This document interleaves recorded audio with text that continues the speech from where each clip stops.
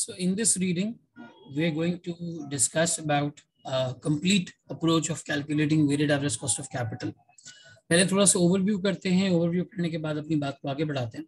सबसे पहले हमने वैक का एक सिंपल फॉर्मूला अंडरस्टैंड किया कि weighted average cost of capital calculate कैसे होता है।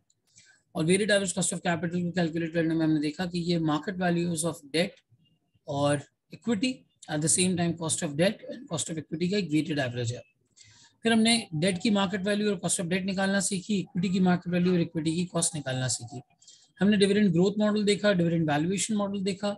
हमने इंटरेस्ट के अंदर इररिडीमेबल डेट की मार्केट वैल्यू इंटरेस्ट किस तरह निकलता है, कॉस्ट ऑफ डेट किस तरह निकलती है ये देखा, और रिडीमेबल डेट किस तरीके से कैलकुलेट होता है वो देखा। अब हमारे सामने सिचुएशन है जहाँ पे हमें कंप्लीट वैक कैलकुलेट करना है, और फिर इसके बाद इंशाल्लाह ताला हम इस काबिल हो जाएंगे कि हम जो है वो अपनी आई कैप के पास पेपर्स को जो है वो यहाँ पे कैरी ऑन कर सकते हैं। तो आए इन क्वेश्चंस को पढ़ना स्टार्ट करते हैं। क्वेश्चन नंबर 1, ठीक है।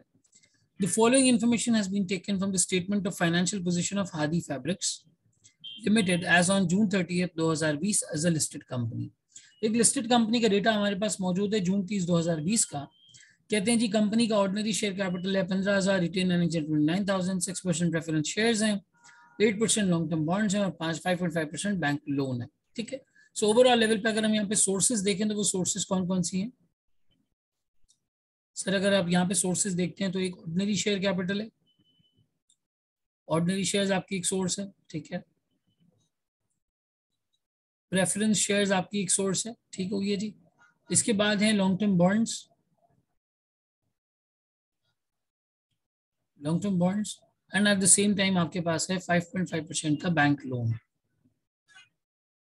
इन सब की हमें मार्केट वैल्यूज की जरूरत है और इन सब की हमें कॉस्ट की जरूरत है।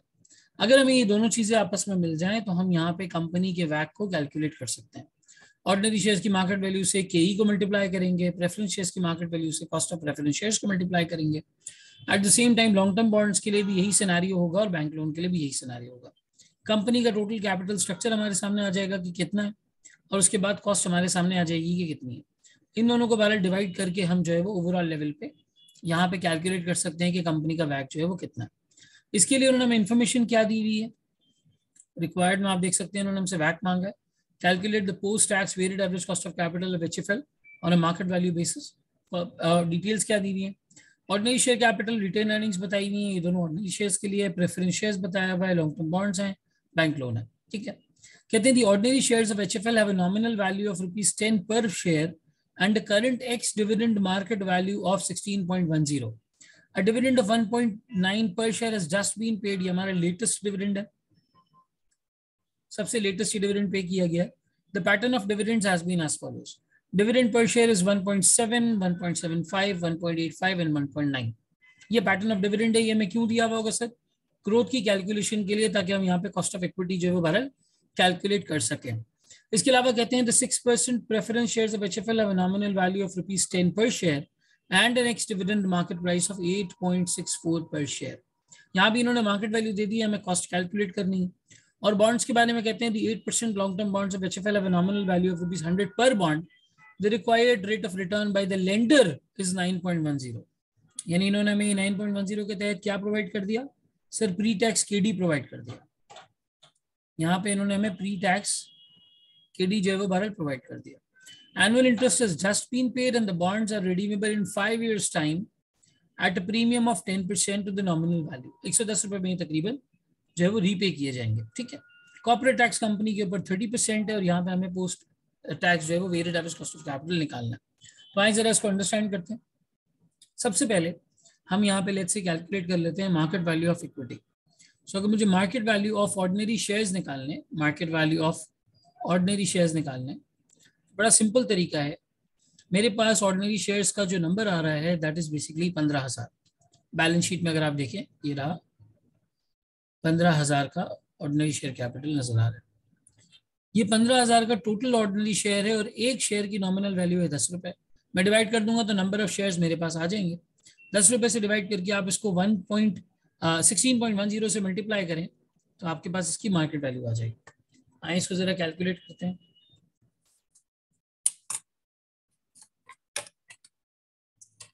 सो हमने यहाँ पे कैलकुलेट किया 15,000 divided by 10 into 16.10। So divide by 10 क्यों किया? नंबर ऑफ शेयर्स आ जाएंगे।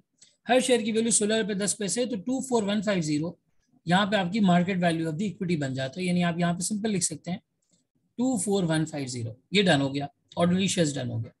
अब इसके लिए हमें चाहिए केई, cost of equity. Cost of equity अगर हमें कैलकुलेट करनी है और मार्केट वैल्यू हमारे पास गिवन है, तो इसका सिंपल सा तरीका होता था latest dividend multiply by 1+D। अगर ये कॉन्सेप्ट किसी का मिस हुआ है तो वो पिछली रिकॉर्डिंग्स वीडियोस जाके देख सकते हैं, वहाँ पे उन्हें कॉन्सेप्ट जो है वो मिल जाएगा।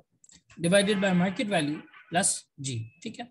तो इस तरह से अगर हम कैलकुलेट करते हैं हमारा लेटेस्ट डिविडेंड कितना है, सर हमारा लेटेस्ट डिविडेंड है 1.9। ये कंपनी ने हमें यहाँ पे बताया हुआ 1.9, 1.90 इज लेटेस्ट डिविडेंड। और हमें 1+ ग्रोथ कैलकुलेट करनी है। ग्रोथ कैसे कैलकुलेट होती है सर? ग्रोथ कैलकुलेट होती है latest dividend divided by reference या ओल्डेस्ट डिविडेंड 1/T - 1, ठीक है। So latest dividend is 1.9, reference dividend is 1.7, और यहाँ पर हमारे पास टाइम फैक्टर कितना है? सर आप 2017 के एंड से काउंट करेंगे, 2017 को इंक्लूड मत कर लीजिएगा। 17 से 18 1 साल, 18 से 19 2 साल, और 19 से 20 3 साल। 1.7 से 1.9 होने में 3 साल लगे, ठीक है। ये 3 साल यहाँ पे हो जाएगा 1/3 - 1। सो हम यहाँ पे ग्रोथ कैलकुलेट कर लेते हैं। 1.9 divided by 1.7 raised to the power minus 1/3 - 1. So the growth turns out to be over here as 3.77%. आपकी ग्रोथ यहाँ बन जाती है 3.77%। तो के कैसे कैलकुलेट होगा सर? 3.77% मल्टीप्लाई कर लिया आपने अपॉन 16.10। हमने एक शेयर की मार्केट वैल्यू ली, एक शेयर का डिविडेंड लिया 1.9 प्लस 3.77%। तो यहाँ हमारे पास के कितनी कैलकुलेट हो गई sir? 1.9 multiplied by 1 plus 3.77% divided by 16.10 पैसे, जो कि मार्केट वैल्यू है, प्लस 3.77%। कुल मिला के जो आपकी कॉस्ट ऑफ इक्विटी बनती है यहाँ पे बनती है 16.01%। यानी यहाँ पे के आ गई हमारे पास 16.01%। ये हमारी कॉस्ट ऑफ इक्विटी है। इक्विटी के लिए हमने बैलेंस को कैलकुलेट कर लिया, ठीक है। अब थोड़ा सा एक स्टेप आगे बढ़ते हैं। हमें और क्या इन्फॉर्मेशन दी हुई है सर? हमें प्रेफरेंस शेयर्स की मार्केट वैल्यू भी बताई गई है, और प्रेफरेंस शेयर्स के ऊपर जो नॉमिनल इंटरेस्ट पे किया जाता है वो भी बताया हुआ है। तो हम ये एग्जैक्ट इररिडीमेबल डेट वाला केस होता है प्रेफरेंस शेयर्स में। 6% प्रेफरेंस शेयर्स है, नॉमिनल वैल्यू 10 रुपए, एक्स डिविडेंड मार्केट प्राइस 8.64 है। तो पहले आप मार्केट वैल्यू निकाल लें प्रेफरेंस शेयर्स की। वो कैसे निकलेगी सर? प्रेफरेंस शेयर्स का अमाउंट पिकअप कर लें। प्रेफरेंस शेयर्स हैं 6,000 रुपए के, रुपीज इन थाउजेंड में चल रहा हूँ, 6,000। एक शेयर है आपका 10 रुपए का, एक शेयर है आपका 10 रुपए का, और जो इसकी मार्केट वैल्यू चल रही है वो चल रही है 8.64 रुपए, ठीक है। 8.64 इसकी एक्स डिविडेंड मार्केट वैल्यू चल रही है। हम हमेशा वैल्यूज को एक्स डिविडेंड और एक्स इंटरेस्ट पिकअप करते हैं। मल्टीप्लाई बाय 8.64, ये हो गया 5184। इसी को मैंने यहाँ पे जाके प्रेफरेंस शेयर्स की मार्केट वैल्यू के आगे प्लॉट कर दिया 5184, ठीक है। ये प्रेफरेंस शेयर्स की मार्केट वैल्यू के आगे प्लॉट हो गया। अब हमें निकालना है कॉस्ट ऑफ प्रेफरेंस शेयर्स। जैसे हम cost of debt, cost of equity कहते हैं, कॉस्ट ऑफ प्रेफरेंस शेयर्स को लेट्स से मैं कहता हूँ KP, cost of preference shares. Sir ये कैसे निकलेगी? Dividend upon market value. Simple सी बात है, dividend upon market value. Dividend कितना दिया जा रहा है? 10 रुपए की वैल्यू पे 6% डिविडेंड दिया जा रहा है, और इसकी मार्केट वैल्यू कितनी है सर? इसकी मार्केट वैल्यू है 8.64। ये मार्केट वैल्यू में सवाल में गिवन है, तो इस हिसाब से हम कॉस्ट ऑफ प्रेफरेंस शेयर्स निकाल लेंगे। सर ये आपने कैसे किया? ये बिल्कुल इररिडीमेबल डेट वाला केस है। Interest upon market value is equals to KD. यहाँ पे हमने डिविडेंड अपॉन मार्केट वैल्यू किया is equals to cost of preference shares हो गया, ठीक है। Divided by 8.64। सो यहाँ पे हमारे पास ये कॉस्ट बन जाती है 6.94%। This becomes 6.94%। सो अगर मैं 6.94 को यहाँ पे प्लॉट करना चाहूँ तो ये 6.94% हमने यहाँ पे प्लॉट कर दिया। ठीक है, एक स्टेप आगे बढ़ते हैं। अब इन्होंने हमें क्या इन्फॉर्मेशन दी है, इन्होंने हमें बैंक लोन के बारे में बताया है और एट द सेम टाइम हमें लॉन्ग टर्म डेट्स के बारे में बताया है, जो हमारी लॉन्ग टर्म बॉन्ड्स हैं, बेसिकली लॉन्ग टर्म बॉन्ड्स के बारे में बताया। पहले मैं बैंक लोन वाली चीज को फारिग कर देता हूँ। सर बैंक लोन का भी लिस्ट तो होता नहीं है, जो उसकी बुक वैल्यू होती है वही उसकी मार्केट वैल्यू होती है, आपको उसी के ऊपर रिटर्न देना होता है, उसी के ऊपर पैसे देने होते हैं। तो 5,000 रुपये आपके बैंक लोन की ये वैल्यू है, और बैंक लोन का जो रेट है वो 5.5% है। बैंक लोन का जो रेट है वो 5.5% है। तो यहाँ पे आपको बैंक लोन की कॉस्ट पोस्ट टैक्स करनी होगी, post tax cost of bank loan. इसको जैसे cost of equity, cost of debt, cost of preference shares कहते हैं, हमने बैंक लोन को कॉस्ट ऑफ बैंक लोन कर दिया। ठीक है, सो हमारे पास बैंक लोन की कॉस्ट है कितनी सर, 5.5%। 5.5% multiply by 1 minus 30%। ठीक है, so आप 5.5 को मल्टीप्लाई बाय 1 माइनस 30% कर दें, दैट मेक्स इट 3.85। सर ये आपने क्यों किया, क्योंकि देखो टैक्स रेट गिवन है, कंपनी बैंक लोन पे इंटरेस्ट देगी तो उसको क्लेम भी करेगी, और जब क्लेम करेगी तो एक टैक्स का बेनिफिट वहां पे मिल जाएगा। सिंस वो टैक्स का बेनिफिट मिलेगा तो हम इसको यहाँ पे 3.85% कर देंगे, 3.85%। ठीक हो गया जी। अब हमारे पास सिर्फ और सिर्फ बच गए long term bonds. In long term bonds के बारे में क्या कहते हैं, लॉन्ग टर्म बॉन्ड्स का जो कूपन रेट है दैट इज बेसिकली 8%, और उसकी जो नॉमिनल वैल्यू है that is basically 100। Required rate of return by the lender is 9.10. Annual interest has just been paid, and the bonds are redeemable in 5 years' time at a 10% premium to the nominal value. यहाँ पे इन्होंने क्या किया जी, 5 साल का bond है, हमें इन्होंने दोनों चीजें, इन्होंने हमें प्री टैक्स रेट दिया और दोनों चीजें हम सब कैलकुलेट करवाएंगे, मार्केट वैल्यू भी कैलकुलेट करवाएंगे।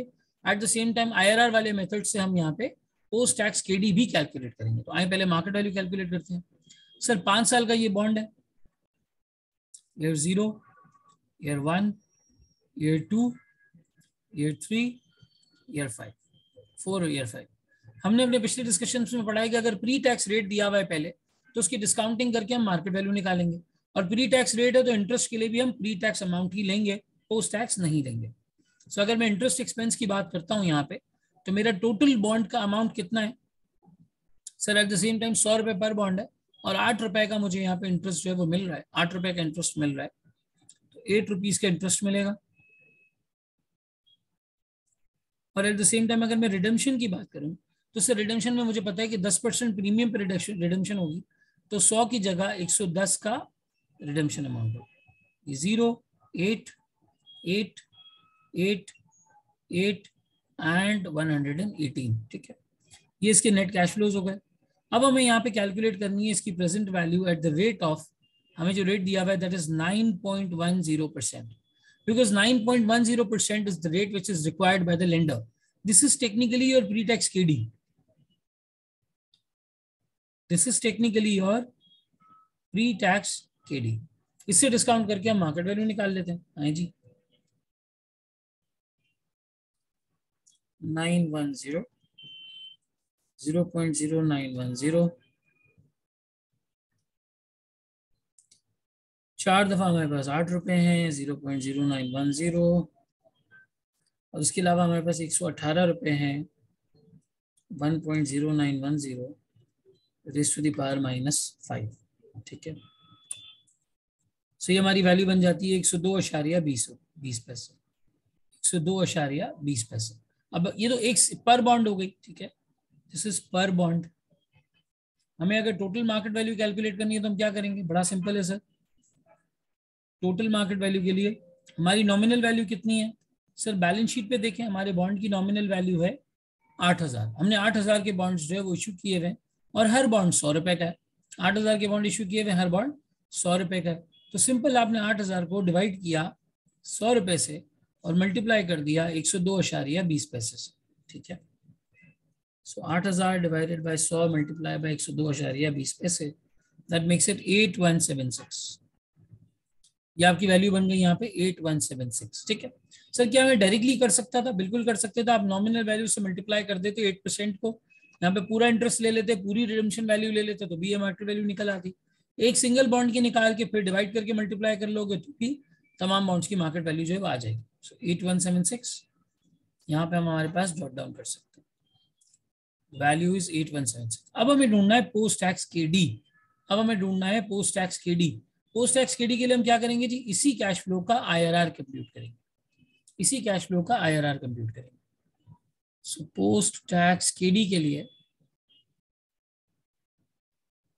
Year 0, year 1, year 2, year 3, year 4 and year 5। ठीक है, सबसे पहले मैंने यहाँ पे लेना है मार्केट वैल्यू। सर किसी भी बॉन्ड की मार्केट वैल्यू अगर आप देखें तो वो है 102.20 पैसे।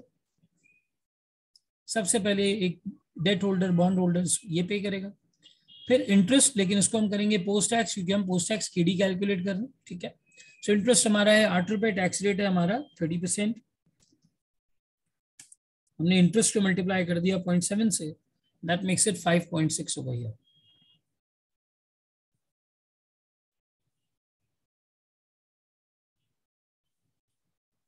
$5.6 हमारा। और इंटरेस्ट कैसे निकाला हमने, सिंपल नॉमिनल वैल्यू का जो इंटरेस्ट निकल के आ रहा था, ये जो 8 रुपए था, इसको हमने यहाँ पे पोस्ट टैक्स कर दिया और 5 साल तक इसको हमने प्लॉट कर दिया।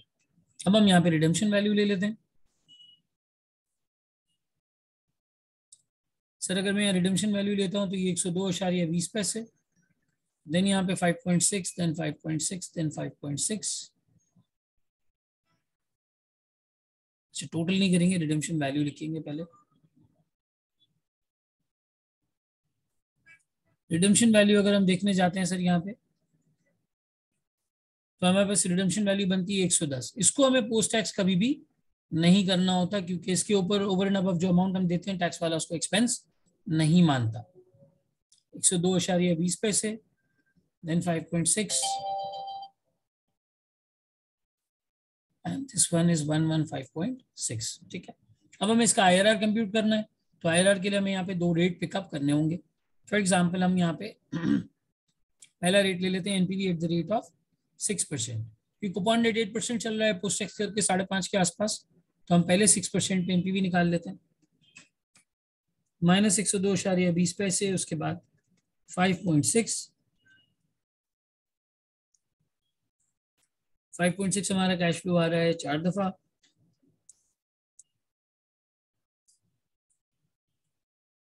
इसके बाद है 115 से भी 6% पे डिस्काउंट करेंगे ईयर 5 पे। ठीक है, सो कुल मिला के हमारी प्रेजेंट वैल्यू पॉजिटिव बनती है 3.58।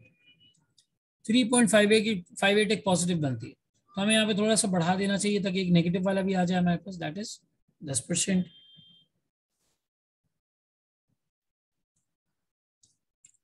10% के लिए हमने इसको किया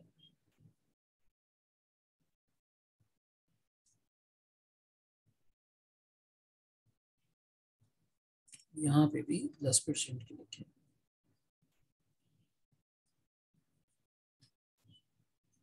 ऑल इन ऑल ये हो गया 12.67 नेगेटिव, माइनस 12.67 नेगेटिव। आईआरआर के लिए सिंपल सी बात है, मैं क्या करूंगा, 6% plus 3.58 upon 3.58 minus bracket minus 12.67 into 10% minus 6%। हमारा आईआरआर निकल के आ जाएगा। यहाँ पे हमने आईआरआर का फॉर्मूला पुट कर दिया। सो 0.06 plus 3.58 upon 3.58 minus minus plus 12.67 into 10% minus 6%। सो ये आता है हमारे पास पोस्ट टैक्स के लिए 6.88%। 6.88%। सर क्या हम प्री टैक्स को 1 - 3 से मल्टीप्लाई करके पोस्ट टैक्स नहीं कर सकते थे? इररिडीमेबल डेट में ये कर सकते हैं, रिडीमेबल डेट में ये नहीं कर सकते थे। तो हमें इस तरह से आईआरआर मेथड से पोस्ट टैक्स केडी जो है वो हमारा कैलकुलेट करना था। This is our post tax KD. ठीक है, सो इस पोस्ट टैक्स केडी के हिसाब से हमने यहाँ पे इसको नंबर को प्लॉट कर दिया, विच इज 6.88%। ठीक है जी, अब हम इन तमाम को इनकी कॉस्ट से मल्टीप्लाई कर देते हैं, फिर उसके बाद एक एवरेज निकाल लेंगे।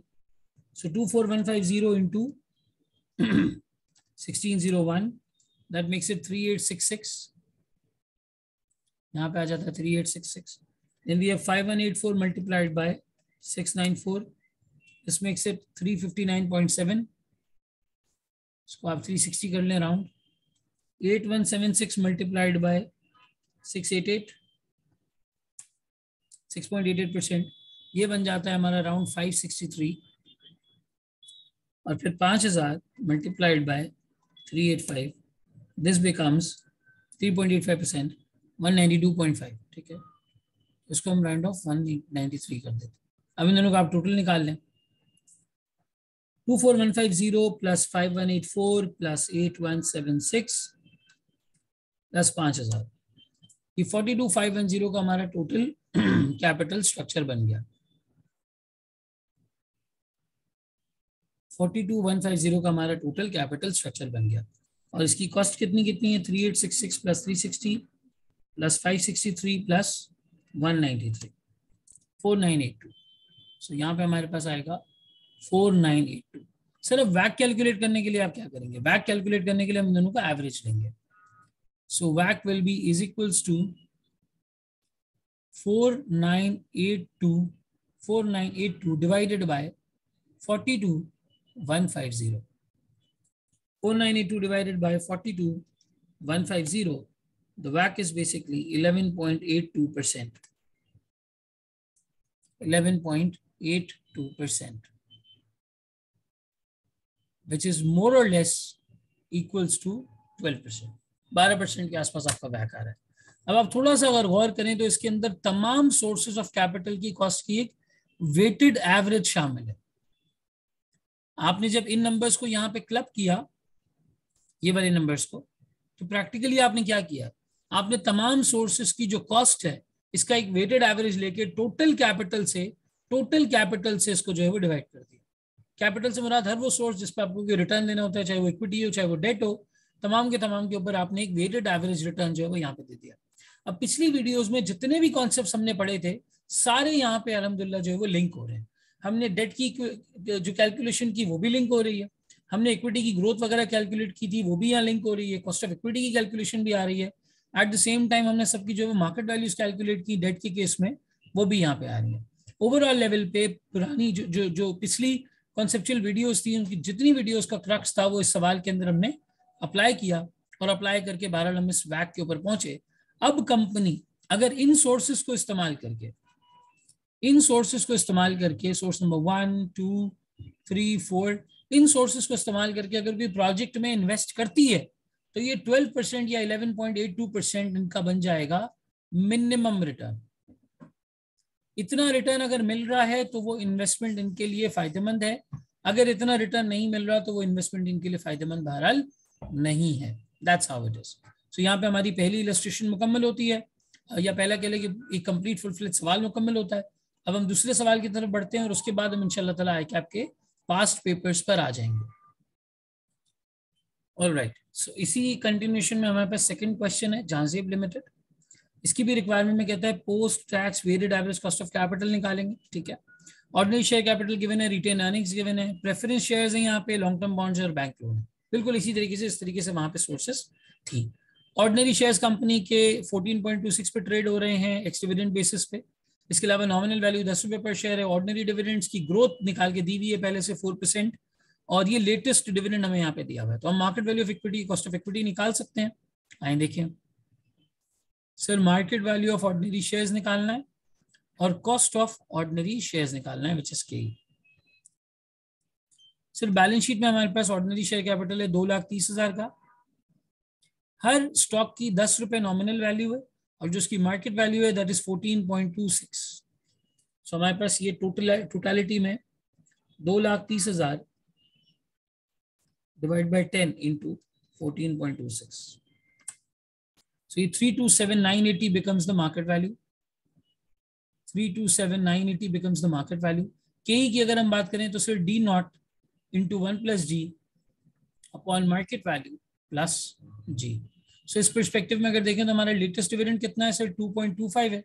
ये ग्रो करेगा 1+4% के रेशियो पे. ठीक है, इसके अलावा हमारी जो मार्केट वैल्यू है वो है 14.26, और जो हमें यहाँ पे ग्रोथ ऐड करनी है दैट इज बेसिकली 4%. हम यहाँ पे करेंगे प्लस 4%। कुल मिला के हमारा रेट यहाँ कैलकुलेट हो जाएगा 2.25 into 1.04 upon 14.26 plus 0.04. Hence the K becomes 20.41%, almost 20%, 20.41%. दो एलिमेंट्स हमने यहाँ कैलकुलेट कर लिए. आगे क्या कहता है? आगे कहता है 5% preference shares have an ex dividend market value of 10.56 and a nominal value of rupees 10 per share. These shares are irredeemable. ठीक है, तो हमें यहाँ पे दो चीजें कैलकुलेट करनी होंगी. Market value of preference shares at the same time cost of preference shares. Sir market value बड़ा आसान है, प्रेफरेंस शेयर्स हमारे हैं 50,000 के. सॉल्यूशन करते हैं ब्लू से. ठीक है, 50,000 से एक स्टॉक की जो नॉमिनल वैल्यू है eight the same time that is 10 rupees, और जो मार्केट वैल्यू इसकी इस वक्त चल रही है वो चल रही है 10.56. So 50,000 divided by 10 into 10.56. This gives us a market value of 52,800. At the same time अगर हमें cost of preference shares निकालनी है तो sir dividend upon market value.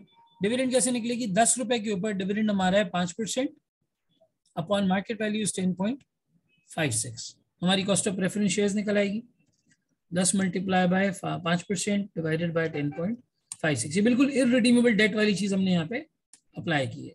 Hence the market value becomes, sorry, the cost of preference shares become 4.74%. 4.74%. So चार चीजें हमारी यहाँ पे डन हो गई. हमने ऑर्डिनरी शेयर की मार्केट वैल्यू निकाल ली, कॉस्ट निकाल ली. हमने प्रेफरेंस शेयर्स की मार्केट वैल्यू निकाल ली, कॉस्ट निकाल ली. अब हम बैंक लोन की तरफ बढ़ते हैं. हमारा बैंक लोन सर कितनी वैल्यू का है? हमारा बैंक लोन है eight the same time 7% bank loan 30,000 का. और सर इसको हमें पोस्ट टैक्स करना होगा. Post tax cost of bank loan निकालना होगा. तो उसके लिए हम क्या करेंगे? सिंपली रेट को मल्टीप्लाई बाय 1 माइनस टी कर देंगे. बैंक लोन में बड़ा सीधा सा काम होता है. 7% का रेट है, multiply by 1 minus 30%. Here is your tax rate 30%. ठीक है, सो हमारा रेट क्या बन जाता है सर? 7 into this becomes 4.9%. हमारा रेट बन जाता है 4.9%. तो हमारे पास ये तीन चीजें आ गई. अब क्या रहता है जी? अब लॉन्ग टर्म बॉन्ड्स रहते हैं. बॉन्ड्स के बारे में कहते हैं they are currently trading at 95.45. तो बॉन्ड्स की मार्केट वैल्यू निकालना हमारे लिए आसान हो गया. सर बैलेंस शीट पे इनकी नॉमिनल वैल्यू कितनी है? ये बॉन्ड्स चल रहे हैं बैलेंस शीट के ऊपर करीब करीब 1,10,000 के. ठीक है, सो 1,10,000. एक बॉन्ड की नॉमिनल वैल्यू है हमारे पास 100, या 100 होती है 1000 होती है. अगर नहीं दी हुई हो तो आप अकॉर्डिंगली इसको असेस कर सकते हैं. ठीक है, मल्टीप्लाइड बाई ये चल रहा है 95.45 का. So 1,10,000 divided by 100 into 95.45, that becomes 104,995. 104,995. This becomes our market value of bonds. Basically ये हमारी बॉन्ड्स की मार्केट वैल्यू बन गई. And at the same time अगर हमें इसकी कॉस्ट कैलकुलेट करनी है तो वो हम कैसे करेंगे? मार्केट वैल्यू ऑफ बॉन्ड्स हमारे पास मौजूद है, तो अब हम जो है IRR कंप्यूट करके इसका पोस्ट टैक्स एडी कैलकुलेट कर सकते हैं. हमें ये पता होना चाहिए कि रिडम्पशन कितने टाइम में हो रही है, तो उसको पढ़ लेते हैं. Redeemed eight there nominal value of ₹100 in 4 years time. 4 साल में इसकी रिडम्पशन होने जा रही है. 4 साल में रिडम्पशन होने जा रही है. सो हम यहाँ पे 4 साल को प्लॉट कर लेते हैं. Year 0, 1, 2, 3 and 4. 4 साल तक इंटरेस्ट मिलेगा, लेकिन इंटरेस्ट को 1 माइनस टी करना जरूरी है. ठीक है, पहले मार्केट वैल्यू प्लॉट कर लेते हैं. That will be an outflow. आज एक बंदा इस बॉन्ड के लिए 95.45 दे रहा है. रिमेनिंग ईयर्स में हमें 12 जो है वो उस बॉन्ड की जरूरत, इसके जो है इंटरेस्ट मिलता रहेगा. Interest into 1 minus T. ठीक है, अगर मैं इंटरेस्ट देखता हूँ तो इस बॉन्ड पे कितना है मेरे पास? सर ये बॉन्ड है 6%, यानी 100 रुपए के ऊपर 6 रुपए इंटरेस्ट मिल रहा है. इस 6 रुपए को मुझे पोस्ट टैक्स करना होगा.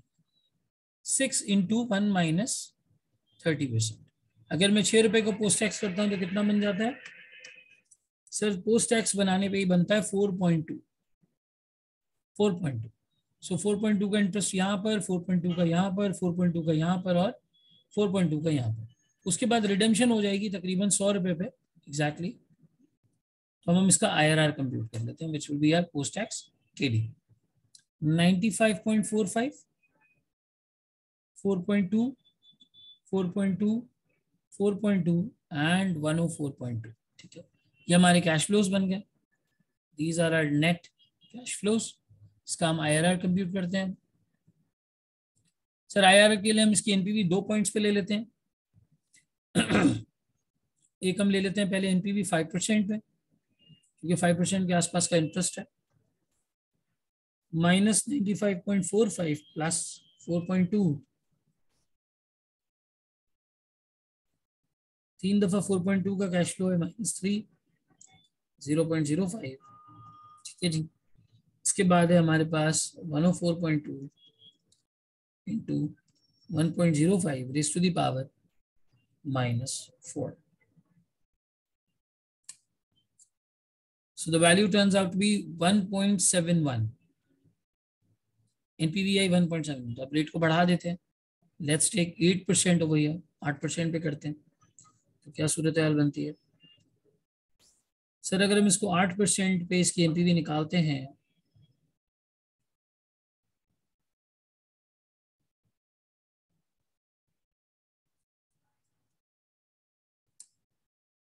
8% पे, द NPV इज -8.03, -8.03। ये आपकी NPV हो गई। IRR कंप्यूट करने के लिए क्या करेंगे?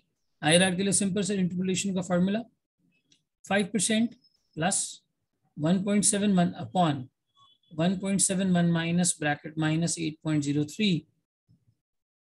ठीक है जी। At the same time 8% minus 5%, हमारा IRR कितना निकल आएगा?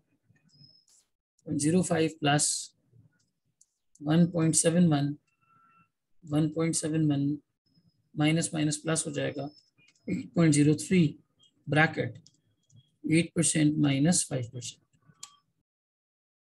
So all in all, the rate turns out to be 5.53%. 5.53%. This becomes our IRR basically, which is the post-tax KD. अब इस पोस्ट टैक्स KD के बाद तमाम के तमाम सोर्सेस की मार्केट वैल्यूज और उनकी कॉस्ट कैलकुलेट हो चुकी है। तो आए इनको जरा हम प्लॉट कर देते हैं। सोर्सेस, उनकी मार्केट वैल्यूज और उनकी कॉस्ट। सोर्सेज हमारे पास कौन कौन सी हैं sir? Ordinary shares, we have got preference shares, we have got bonds and we have bank loan. We have bank loan. ठीक है, ये चारों सोर्सेज हैं हमारे पास। अगर मैं ऑर्डिनरी शेयर्स की बात करता हूँ यहाँ पे, तो ऑर्डिनरी शेयर्स की हमारे पास वैल्यू हमने कैलकुलेट की थी, market value of ordinary shares 327,980 और उसकी जो कॉस्ट है वो 20.41। 327,980, 327,980 and the cost is 20.41%। ठीक है जी। एक स्टेप आगे बढ़ते हैं। प्रेफरेंस शेयर्स की 52,800 और 4.74, 52,800 और 4.74%। बैंक लोन की अगर हम देखते हैं तो 30,000 का हमारा बैंक लोन है।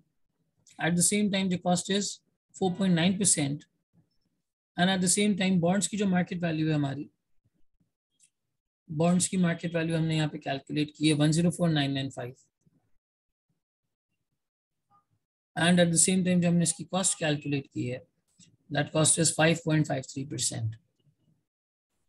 5.53%। इन सब की कैपिटल का एवरेज ले लें और कॉस्ट का एवरेज ले लें। सर कैपिटल का अगर टोटल करते हैं तो 327,980 प्लस 52,800 प्लस 104,995 प्लस 30,000, कुल मिला के दिस बिकम्स 515,775। एंड यहाँ पे हम इनकी कॉस्ट कैलकुलेट करते हैं, फिर इनका वेटेड एवरेज ले लेते हैं। 327,980 इंटू 2041, 20.41%, 66,940 या राउंड कर लें तो 66,941, फिर 52,800 मल्टीप्लाई बाय 474, 4.74%, ये बन जाता है 2503। यहाँ पे आप राउंड कर सकते हैं, डबल डेसिमल लेने की जरूरत नहीं है। 104,995 plus multiplied by 5.53%। This becomes 5806. 5806. And lastly, 30,000 into 4.9%. This becomes 1470. 1470. So total कर लेते हैं 66,941 plus 2503 plus 5806 plus 1470. So this turns out to be 76,720.